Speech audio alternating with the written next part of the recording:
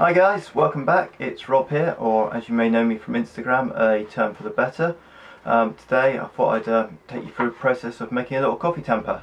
The great people at Campus Skate Parks over in Bristol have given me a few boards, and they've asked if I can make them some tampers in return, so I thought I'd bring you all along for the journey. As you may have noticed, I've already stripped the grip tape off the boards and sanded them down because I figured that was just really boring to watch and you wouldn't really be interested in watching me sand, so I did that off camera last night. So yeah, now we'll crack on with making a tamper from Skateboards. Enjoy! Okay, so first operation, just very simply rip down the boards with the trusty bandsaw. Nothing exciting here, but yeah, crack on. Just be aware, I normally have dust extraction running, but to keep the noise down for the video, I've turned it off for today.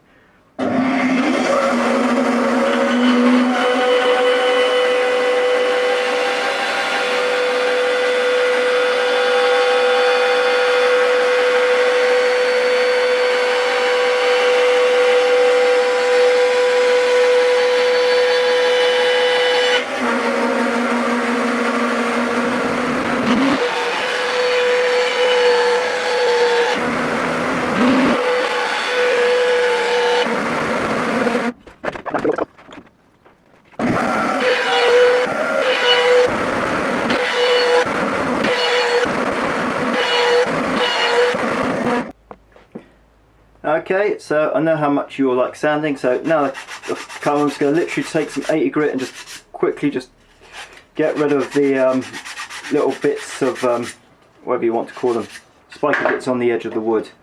That's a great technical term there. So just literally just quickly, bit of 80 grit, just sand off these corners, just make it a bit smoother. I'm sure someone will tell me if I set my bandsaw up correctly I wouldn't get so much tear out and that, but about to swap over the blade, so as soon as I get the new blade I'll reset it and hopefully get some better cuts out of it. So nearly there. So this isn't highly scientific, this is literally just getting rid of the loose / rough bits on the edges. So that's that all done, and gives us a nice little set of boards there. Okay, so next job's classic glue up. Not particularly exciting, but I'll just coin a couple of things. Got a little silicone cooking mat here that I use, just keeps the glue off the workbench, stops stuff sticking to the workbench. Also, you see a lot of people when making stuff with skateboards literally just take all the skateboards, massive glue up, put them in a big clamp, a big vise, put several tons of pressure on and squish them all together.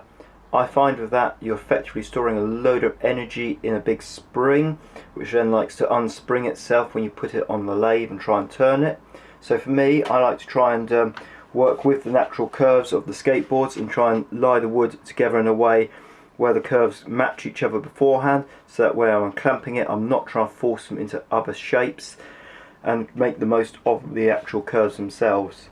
So got these in an order I quite like, so literally just going to start gluing them up now.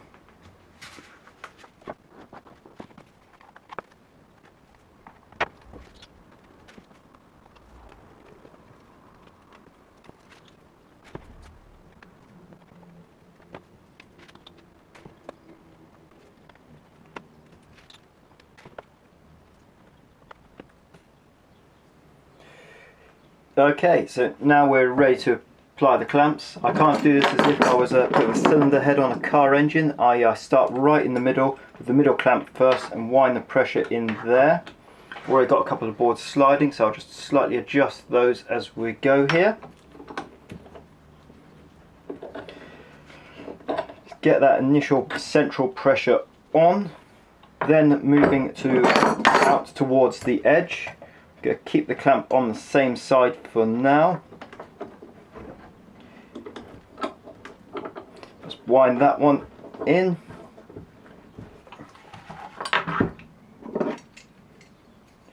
Already start to see some glue squeeze out. say again, if you over force the clamps, you're just going to push too much of the glue out, so it won't hold. So again, by working with the curves in the wood, you're avoiding doing that. And last 2 clamps going on.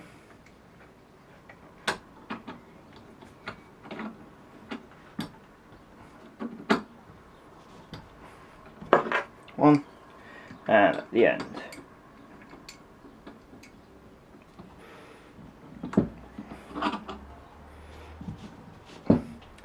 Okay, and if you want to watch the 8 hours of glue drying, there'll be an extended director's cut.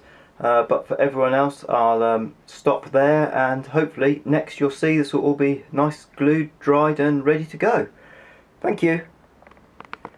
Right, I want to say hello and welcome back, because it's been several days since I've done the glue up, but appreciate for anyone watching, it's only been a couple of seconds. So yeah, here we have this lovely billet of skateboards, and before I chuck it on the lathe, there's a couple little bits I want to do.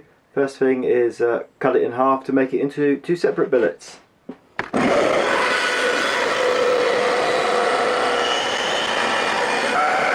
In the past I would have just chucked it on the lathe like this, and spun it up and turned it down, but I've kind of learned over the years that when you've got these edges of the boards, when you take your centre, put it in like that, as you tighten the lathe up, that centre acts as a wedge, goes in between the 2 boards and basically splits them apart. So to stop that happening, I'll do a bit more trimming up on the old bandsaw. Just going to bring the fence right in, and I'm just going to do several little cuts, and we're just going to eke up on it until it's flat.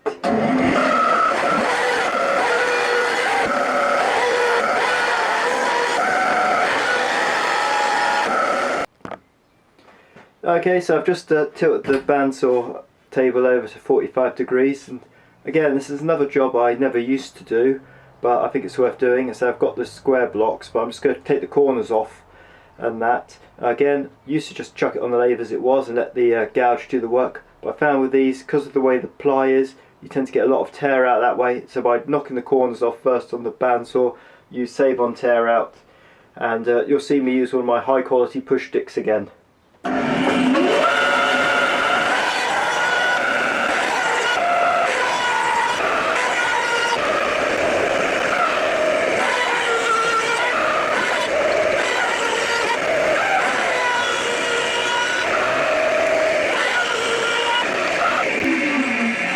So there we go, one semi-octagonalised billet, not perfectly octagonal, but for what we want, what we're going to do, that's yeah, ready to turn.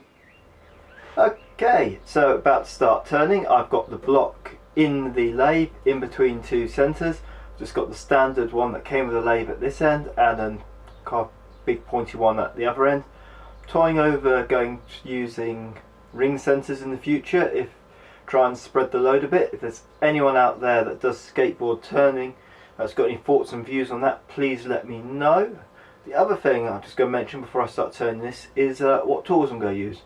Normally for something like this, you'd say it's a spindle, and therefore go for a spindle roughing gouge or a spindle gouge, or possibly even a skew if you're feeling adventurous or skilled. I'm not going to be using any of those. I am going to be using my trusty bowl gouge. And you may say, Rob, why are you using a bowl gouge when it's not a bowl? And that's because bowl gouges are designed to cut across the grain, whereas spindle gouges and spindle roughing gouges are designed to cut along the grain. And because this billet is plied and veneers glued together, I've got grain running all over the place, so nearly all my cuts will be across the grain in one way or the other. So using the bowl gouge, it's a stronger tool, it's designed to take the forces of cutting across the grain a lot better, and also being a longer handle gives me a lot more control against the rather hard billet.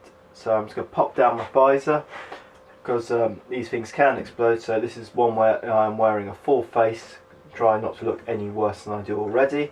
So yeah, here we go.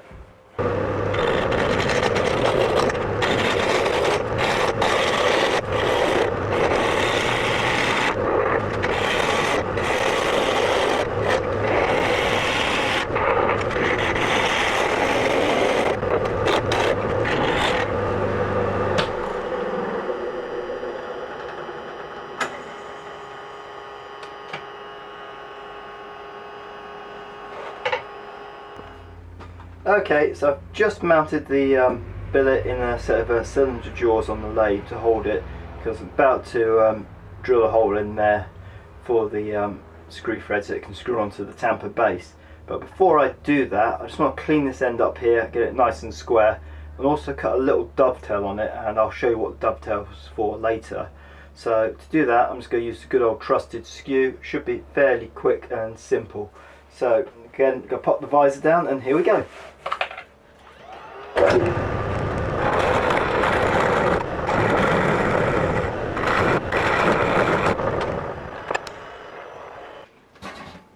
Okay, so ready to start drilling. First step, very simple. Just going to use a little centre spot drill. Drill out the centre. Gives it a nice guide for the main drill bit, and also gets rid of the little nub that's left on there. So drill nice and slow. Literally just going to wind it in very simply.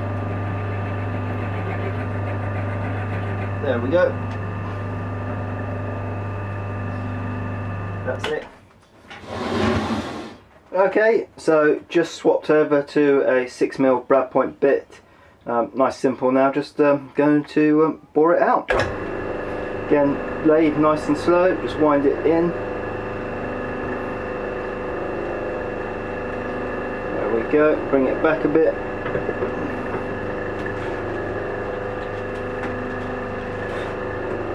Just clear the chips off the drill bit. In again.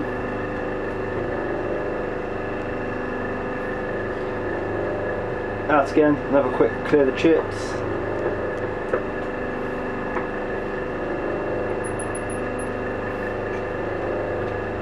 In again.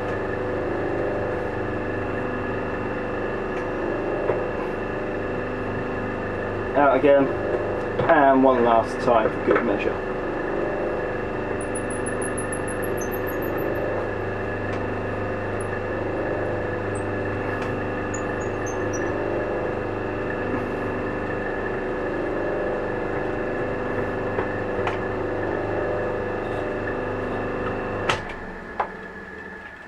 Okay, so off camera I squirted a bit of CA glue in there and hit it with some accelerator, so it should be nice and dry now. I've also locked the headstock of the lathe in position so it can't turn. I've put a standard revolving centre back in my tailstock, and I'm just going to tap the inside of that. So I've got M8 tap and a tap wrench here. So first thing I'm going to do, bit odd, but I'm going to slide the tap wrench over like that on the tap, put it in like that, and slide up the tailstock, and there's a tiny little indent in the back of the tap. I'm sliding it up with the tailstock, putting a little bit of pressure on that, and what that's going to do is just going to keep everything nice and straight and aligned and stop that tap wandering. There's various other techniques I've seen where people put the taps into Jacob's chucks in the tailstock, and I'm not saying that's wrong, but this is the way that works best for me. So I'm just going to gently turn the tap and apply a bit of light pressure on the tailstock to keep everything nice and straight. And so all the tailstock is doing is stopping the tap from wandering.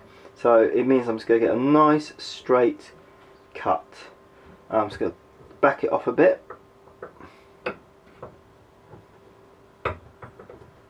Just to clear the threads, and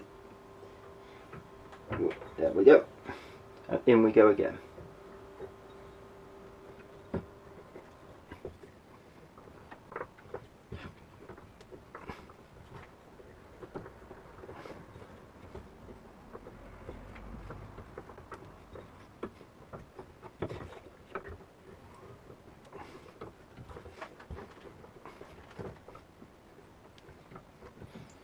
I think we've got the stage now where it's pretty secure and snug in there, so I can slide the tailstock back.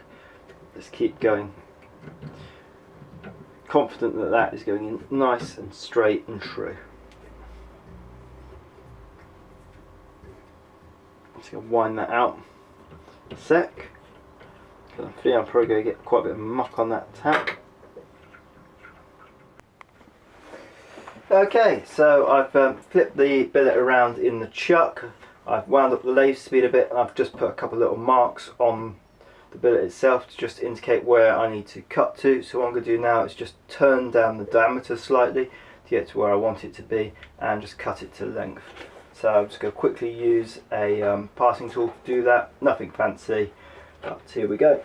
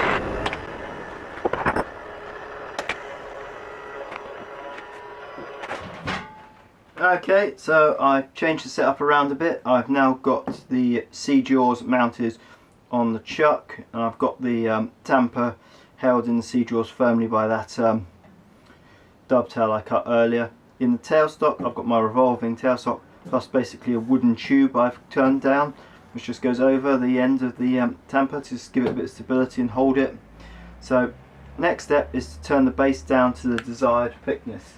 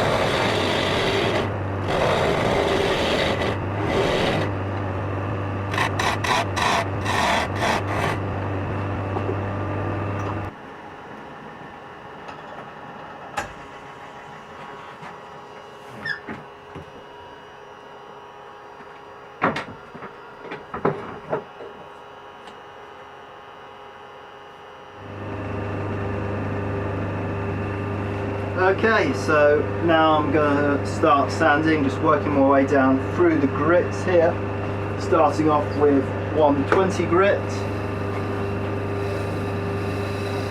Apologies for the bad sanding technique. I'm trying to do this in a way where I'm not hiding what I'm doing, so to speak.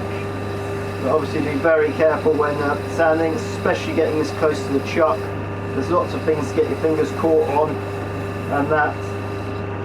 So yeah, just take it very carefully and steadily and just work your way down. Starting off with 120 there, now onto a 180 grit. Again, I normally have dust extraction and air purification running at them as I'm doing this. However, for the purpose of video work, I've turned them off just so you guys can hear what I'm saying. I'm just going to stop the lathe a second. Just see how that's coming on. Fairly pleased on how the scratches are going on that one. So I'm going to move on to 40 grits now.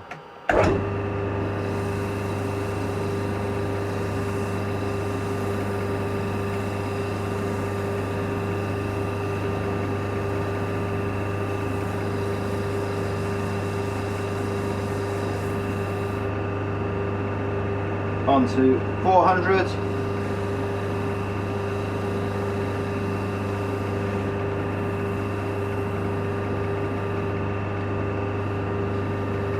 I'm sure there's many of you despairing and covering your eyes with my dodgy sounding techniques here, but please be aware I'm doing this at my own risk. Please do not follow my techniques. Learn how to sound safely and properly on the lathe. There are many experts that can teach you how to do it without putting your fingers in danger. So there we go, that's that spun up to 600 grit on the finish. Now I'm going to apply a coat of sanding sealer. Nothing fancy, just good old-fashioned sanding sealer. This is the cellulose based type. It's really good for detecting small cuts and nicks in your fingers, so just be careful using it. As I say, if you get it in a cut, it will sting like anything. So just applying a coat of that over the gear knob, and already you can see those colours just starting to lift. And did I say gear knob? It's a coffee tamper. I do know the difference. Yeah, not sure I'd get very far trying to make a coffee with a gear knob. So there we go. Let's pop that on and leave that to dry. Okay, so that's had a little while to dry, so I'm just going to take a bit of 600 and just gently denib it.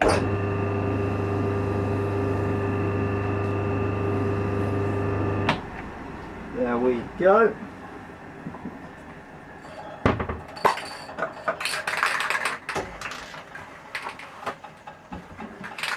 And I'm just going to apply a little coat of melamine gloss lacquer.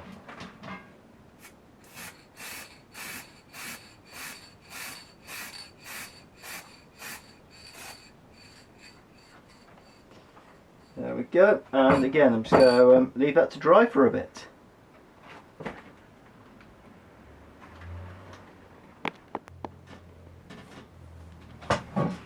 Okay, that's had plenty of time to dry, mainly because I had to take the images off my camera because the memory card was full, so that took a while to download. So that's nice and dry now.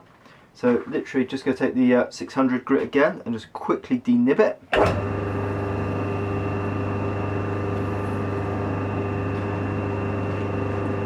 Going to leave the lathe running, and I'm just going to take a bit of burnishing cream. There we go. Give it a good shake. Tiniest amount onto the paper towel there, just not a lot at all. And just going to run that along over like that, put a little coat on, turn the paper towel around and just really just hold it on there.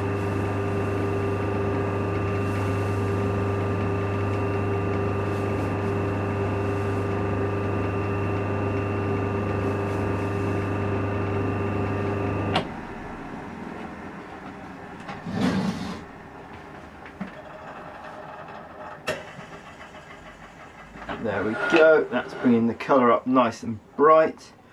So final piece now is just to part it off, so putting the old mask back on it.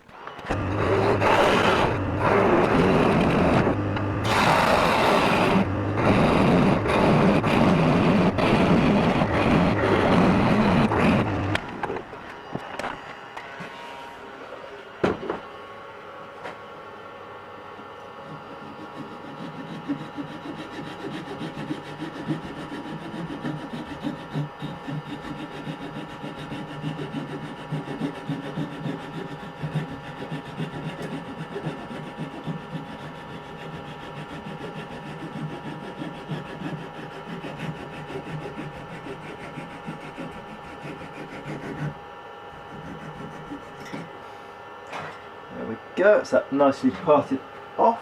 Okay, so now I've got the little screw threaded insert, sorry. So I'll literally just wind that in.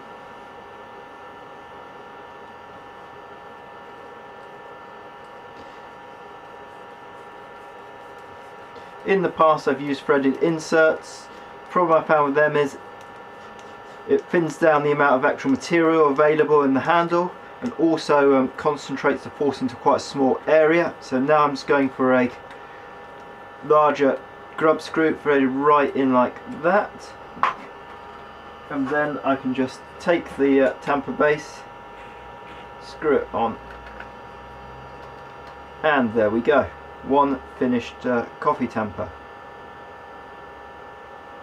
Off to the guys at Campers Skate Parks in Bristol. So if you pop down to the Daily Grind Cafe, you'll see it in use and you'll probably get a coffee made with it. Cheers! That's all for now. Bye!